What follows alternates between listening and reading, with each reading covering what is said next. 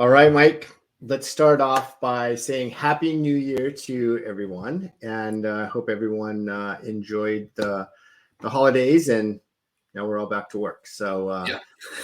yeah, exactly. Right. So we've got a new topic here today that we wanted to share some information on. One that we've been getting a few questions on here and there. We're seeing a lot of it on social media. We thought that you might be seeing it too, and that's about the opportunities around assumable loans. So whether you might be looking to sell your home, we thought we would just get some information out there to you and see how we might be able to help. So maybe let's start off with Mike with what is an assumable loan? Yeah, whether you're selling a home or whether you're trying to buy a new home, right? It is definitely a topic that was very popular on whether it's TikTok or social media, because it's one of those things that almost like sounds too good to be true, right? Everyone was trying to find a way to get around a 7 or an 8% mortgage. And so the way an assumable loan works is that when you are purchasing a property, you as the buyer are looking to assume that current seller's mortgage. Or if you're the seller, you're trying to let that buyer assume your mortgage, meaning they are taking over your interest rate, your loan balance, where it is today, and they're taking over that mortgage payment. And it sounds great, right? Like it's a way for buyers to get that 3% rate that you have and not worry about the 8% interest rate. But of course, with anything that sounds too good to be true, there's a lot of strings attached, and whether it's pros and cons, we want to kind of break that down. But in a nutshell, right, you are taking over the mortgage on the property at that current loan balance. Exactly. And these types of loans have been around forever. As long as I've been in the business, an assumable loan has always been an option. It's something that, Mike or I, we wouldn't be involved in at all. Everything is dealt with through the servicer on your mortgage, on your current mortgage. So we're not doing a new loan. We're not doing anything like that. So any loan officer like Mike or myself, we never really get involved in these, but we do have the information and wanted to, get this out to you. So, um, not every loan is assumable. So it has to be an FHA or a VA loan currently. So if you have that, or if you're looking to, considering yourself maybe selling your home and buying a new home, you would have to be assuming a seller's home that has an FHA or a VA loan on it. Yeah. And one thing to look out for. So when you purchase a property, right, you receive something that's called a loan estimate. So, right, you're looking at this in terms of your property to figure out whether your loan is assumable by someone else. Right. On your loan estimate, right, it's on page 4 or 5. There's actually a box that'll notate whether your loan is assumable or not. And this comes about in multitude of factors. Now, the hot topic is, right, when you're selling your property, letting someone assume that loan, but it comes into equation in other times, whether it's potentially there was a death, whether there's a divorce. Depending on your mortgage servicer, sometimes they allow for that loan to be assumed by another party.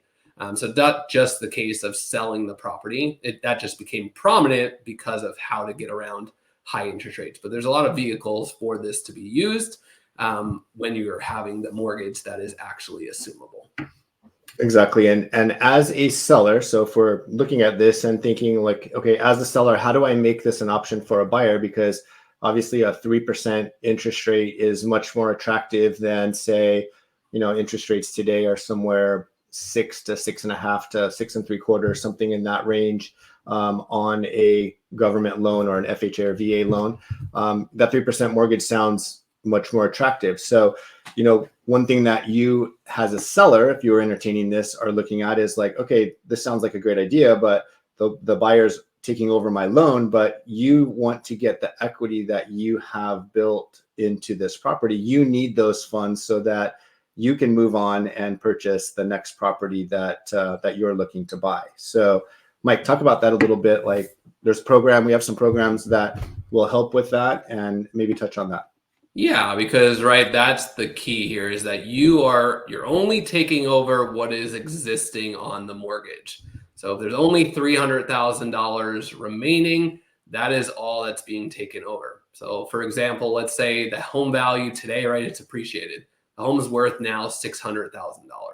Well, there has to be a bridge, right? You as a seller are still looking for your equity, or the other seller that you're trying to buy, they need that money, right? They're not just allowing you to take over this new mortgage at whatever balance, it's only for whatever's existing.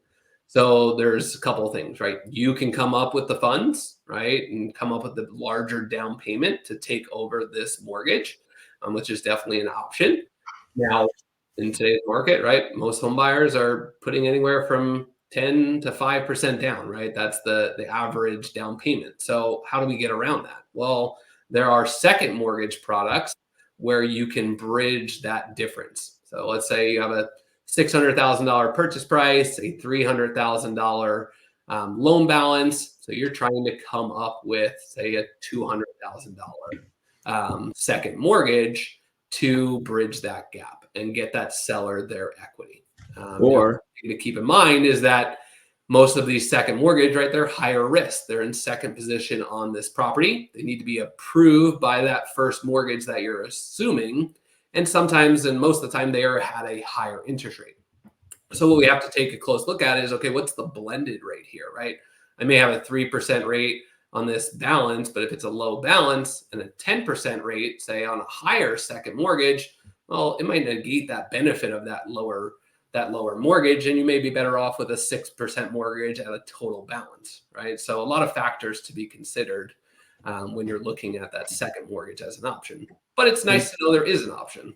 yeah, and you're kind of talking about this from, hey, if you're a buyer and you're looking to buy, but if I'm a seller and I'm selling my home, like I've got this 300,000 in equity, I want my 300,000, right? So this is an option for the buyer of the property to be able to go out and to get this second mortgage so that you can be released from this mortgage. You have the equity that you're looking for so that then you can go and buy that next property. So there are some time constraints that come along with this. So, and there's some, as Mike mentioned in the beginning, there's pros and cons to this. And, sometimes these programs can take a couple months to, get this second mortgage in place so that you can get those funds to either one, be able to buy the home, or two, be able to sell the home and purchase your new home. So these can range from, depending on the servicer. I can tell you that in my experience over the years, these have always taken a long time to get through the process. And that's always been kind of the stumbling block here is, who has 6 months or 7 months or 8 months to wait? Like neither the seller or the buyer wants to go through that heartache. So these programs sometimes get, stopped because of that. But now FHA stepped in where there's some, stuff that's happening now with this high interest rate environment that we've been in, where it's sped that time up. But this is not your traditional 30-day mortgage closing where, when you purchase your home, that you're going to see on these assumable loans, because it does take some time. It does take some time to get that second mortgage in place as well. Well, and I think that's the key is where do you live? What's happening in your local market? Because the marketability of the program, the reason why it came back in play was, right, homes started to sit a little bit longer. Not that we were in a seller or a buyer's market, but we were kind of starting to get to that gray area. And the reason being of, okay, well, sellers were looking for more ways to attract buyers to their property. Well, when the script flips of what we're expecting to see in 2024, right, is interest rates starting to come down. Well, it may not be advantageous for a seller to offer this because they want someone to come in and purchase the property and close in 2 to 3 weeks, right? They may not need to offer this to a buyer, right? Because at the end of the day, there's not quite an incentive for the seller doing it, right? They're walking away with their money one way or the other. It's just a matter of, could they market this to more people to help their house sell quicker? Whereas, hey, if there was no one looking at their house and it was going to take 4 months, well, I'd rather do this, give a buyer a good deal, and it takes me 4 months to process the loan or let it sit on the market. Well, that really depends on where the market goes for your local neighborhood and if this is really needed to help sell a house. Yeah, because what we find is it might not, when you take into account that blended rate, you've built, the seller's built so much equity over the past couple of years that, this 10% rate at a high dollar amount, it really does affect what that blended rate looks like. So, could we do just a traditional first mortgage and have a rate that's comparable, I do believe we're headed that direction, and I think we could. So that's one con. Like, hey, it's out there. We need to talk about it. The other one is there's another con to it that could be not from the seller standpoint, but maybe from the buyer standpoint is, FHA changed their mortgage insurance rates in the middle of last year, Mike, middle of 2023. So, and it actually decreased. So a mortgage that a buyer might be assuming might have a higher mortgage insurance premium on that, and they might be paying a little bit more.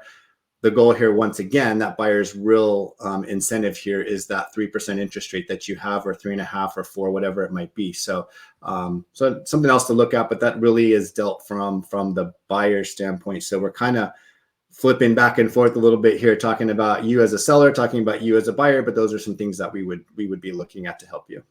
Well, I think the key here, right, is to debunk sometimes things that just ultimately seem too good to be true. And it's not that there isn't a market for this, because there is. There are assumable loans that are happening at a much higher rate than ever before. So servicing companies have adapted to that.